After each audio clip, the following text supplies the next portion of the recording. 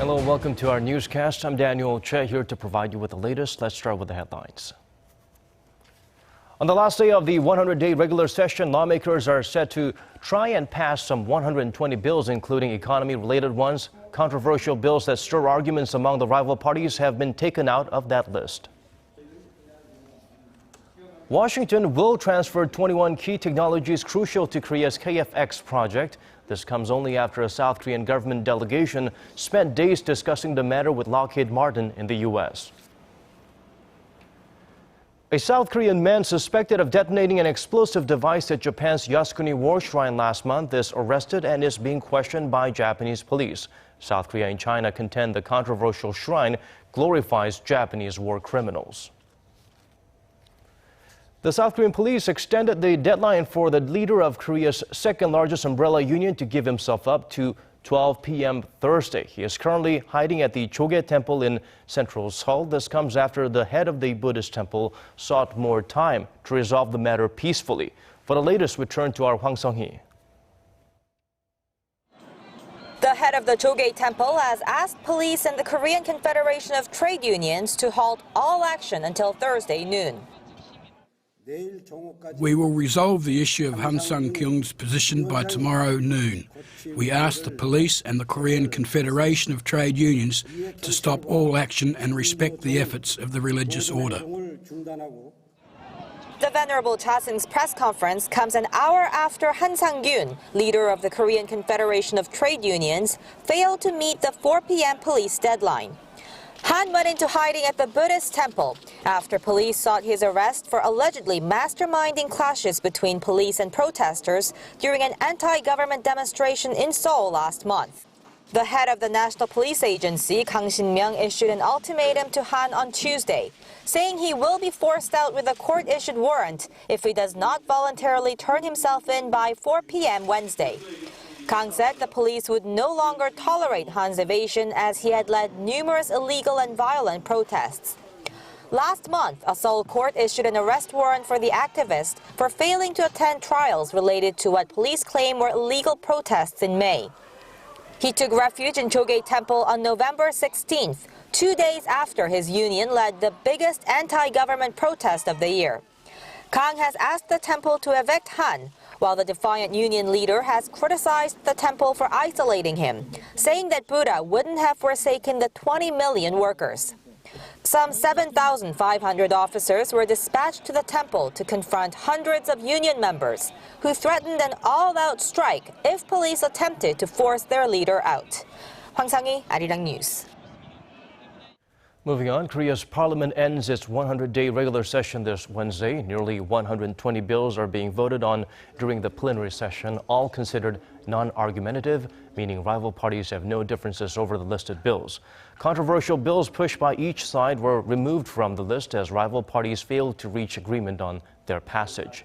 Economy-related bills such as the Service Industry Promotion Act, bills easing M&As, and the Counter-Terrorism Act, all pushed by the ruling Saenuri Party, failed to earn bipartisan support. The same fate awaited the opposition bloc's bill to facilitate cooperation among conglomerates and small and medium-sized companies.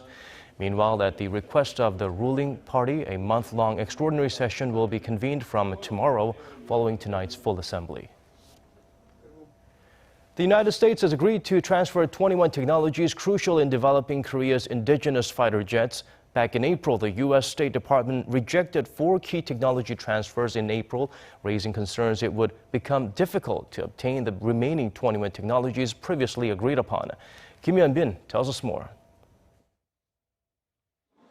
Korea's defense ministry says Washington has agreed to transfer the needed 21 key technologies for developing the KFX project. Looking at the big picture, the U.S. agreed to transfer the 21 technologies. In addition, some of the specific technologies have to go through additional consultations in the future. A South Korean government delegation was in Washington for 3 days, from December 1st, for talks with U.S. defense giant Lockheed Martin to discuss issues surrounding the KFX technology transfers. Korea's defense ministry says the U.S. is well aware of the importance of developing the project and have vowed to give its maximum support.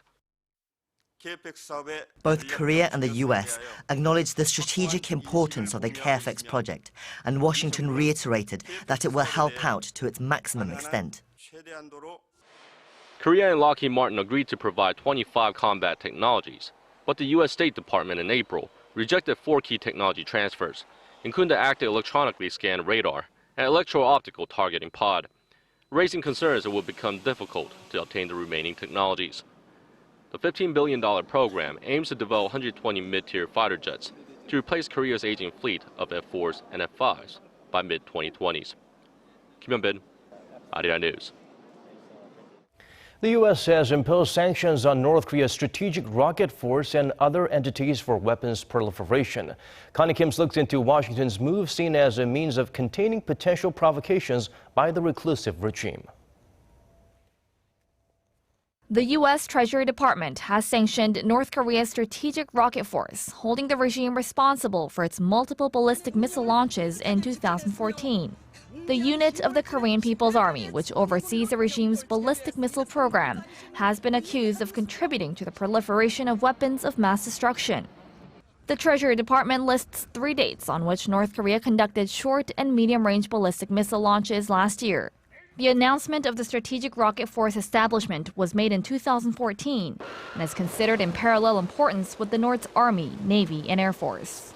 Economic sanctions against North Korea are seen as a warning against its submarine-launched ballistic missile development, urging the regime to adhere to a United Nations resolution that condemned its long-range rocket launch in 2012. The decision of the U.S. Financial Department can be a stern warning message against the North Korean recent SLBM test based on the trigger clause under UN Resolution 2087. North Korea's recent SLBM testing was judged to have been a failure, but there's concern Pyongyang might only be 5 years away from a successful launch.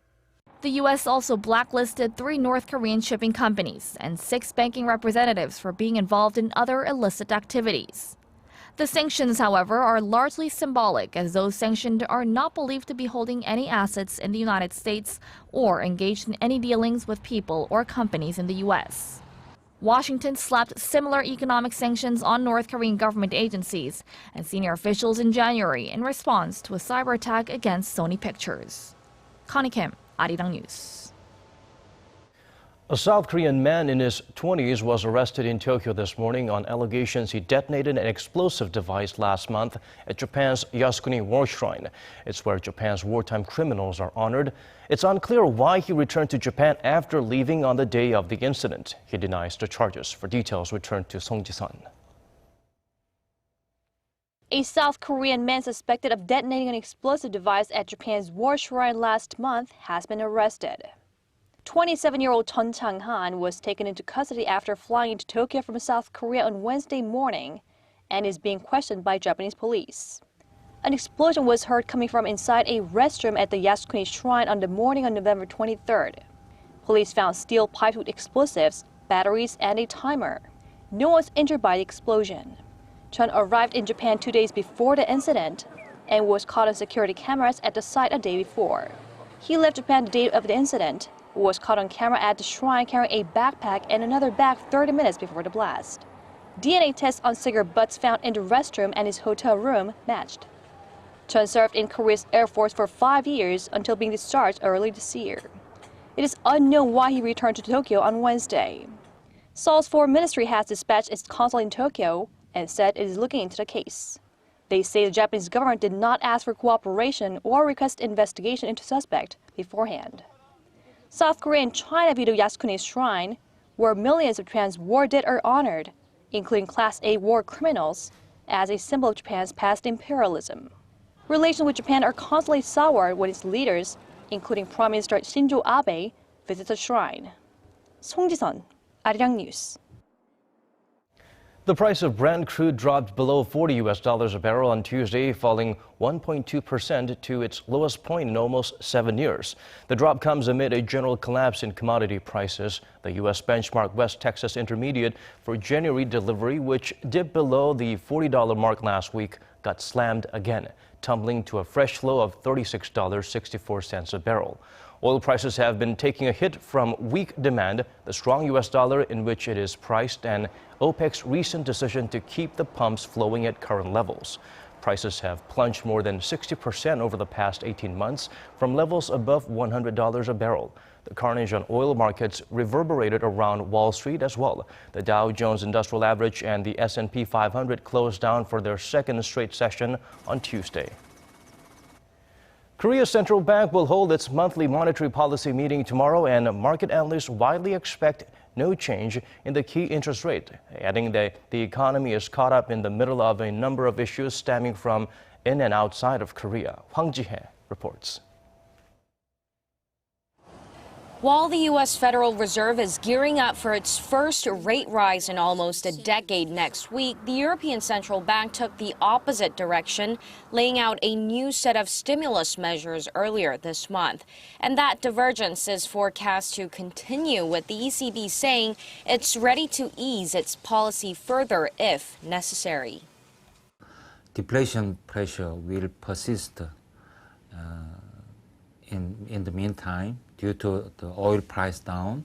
So most of market participants forecast that there will be some stimulus package in around over 2016. But the trend of advanced nations focusing heavily on performance at home is prompting concerns that it will stir up greater instability in the global financial markets, resulting in massive capital outflows from emerging economies. While Korea is no exception when it comes to facing such external risks, it's also suffering from slowing exports due to lackluster global demand, mainly from China. Citing such uncertainties, Korea Development Institute slashed its growth outlook for this year to 2.6%, down almost half a percentage point from its earlier forecast. Unpredictability also remains on the domestic front, with household debt climbing rapidly, although the economy posted better than expected growth in the third quarter this year. Under such circumstances, many consider it would be difficult for the Bank of Korea to make any changes in its monetary policy in this month's meeting on Thursday. Well, I still think like a BOK will hold it. It's not the time to hike it, as I said, but it's not the time to cut either, because the economy is on the gradual recovery path. So. Given that experts add that most attention is focused on the governor's remarks on the lingering uncertainties at home and abroad, rather than any change in the key rate itself. Hwang Ji-hye, Arirang News. Korea's free trade agreement with its biggest trade partner, China, is set to go into effect on December 20th. Seoul's Trade Ministry said the two sides agreed on this date at a meeting in Beijing on Wednesday to speed up the implementation and maximize bilateral benefits. According to the ministry, exporters are forecast to see swift results given 2 rounds of tariff cuts are due in a short period of time, one this month and the other on January 1st. On the same day, in a separate meeting in Wellington, Korea and New Zealand agreed to roll out their FTA on the 20th as well. This comes after 9 rounds of negotiations since the year 2009. Presidential hopeful Donald Trump has faced an onslaught of criticism after calling for Muslims to be banned from entering the United States. He continues to defend himself, however, likening his plan to those implemented by former presidents. Son Jung-in looks into how Donald Trump continues to shoot himself in the foot. Republican presidential frontrunner Donald Trump is standing by his anti-Muslim campaign, comparing his plan to that of former U.S. President Franklin Roosevelt during World War II. Speaking to ABC News on Tuesday local time, the billionaire businessman said a stronger policy was implemented by Roosevelt the day after the Pearl Harbor attack in 1941. Trump was referring to the proclamations made by Roosevelt, which limited the rights of Japanese, German, and Italian nationals living in the United States. Trump's statement came in response to widespread criticism following his call for the U.S. to refuse entry to foreign Muslims in the wake of a shooting spree last week in Southern California. The suspects were Muslims who authorities said were radicalized.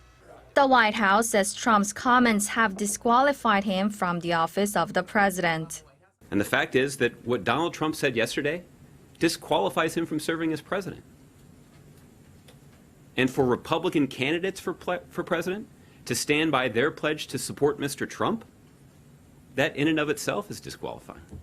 Trump's comments also drew swift rebukes from State Department, Pentagon officials, and several Republican candidates. Defense Department spokesman Peter Cook said the U.S. was working with Muslim nations to combat the Islamic State militant group and added such comments threatened national security. This is not the first time during this presidential campaign that Trump has stirred controversy. In June, Trump caused outrage by making inflammatory remarks about Mexican immigrants. Son Jung-in, Arirang News. Moving on to other stories, we are still no closer to knowing what caused last week's deadly fire on the Seohae Bridge south of Seoul. CCTV footage taken at the time of the fire has been released, but it hasn't backed up earlier suspicions a lightning strike was to blame. The bridge has been closed for almost a week as the police severed or damaged a number of cables. Lee Ji-won fills us in. Last Thursday, fire damaged 3 of the Seohae Bridge cables around 6 p.m., but despite concerns lightning was a culprit, CCTV footage released Tuesday shows no evidence of this. The incident caused lamps near the 72nd cable, which snapped due to fire, to go out, but some did regain power within a few minutes. After reviewing the CCTV footage, the Transport Ministry and Korea Express Corporation still believe a lightning strike may have struck the bridge. However, the Korea Meteorological Administration says no lightning was evident at the time of the accident, nor was it visible on the CCTV. A joint government and private forensics team is still trying to establish the cause. Meanwhile, the bridge partially reopened starting Wednesday. 1 lane each from Songak Interchange to Haengdam-do Island is reopened, but roads to Mokpo City along with a rest area and gas station on the island will remain closed.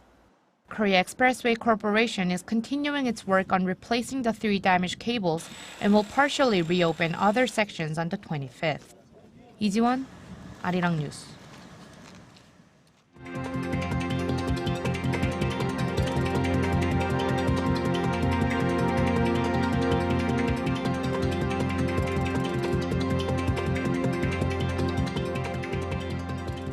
That's all from us for now. For more updates, do tune in at 10 p.m. Korea time.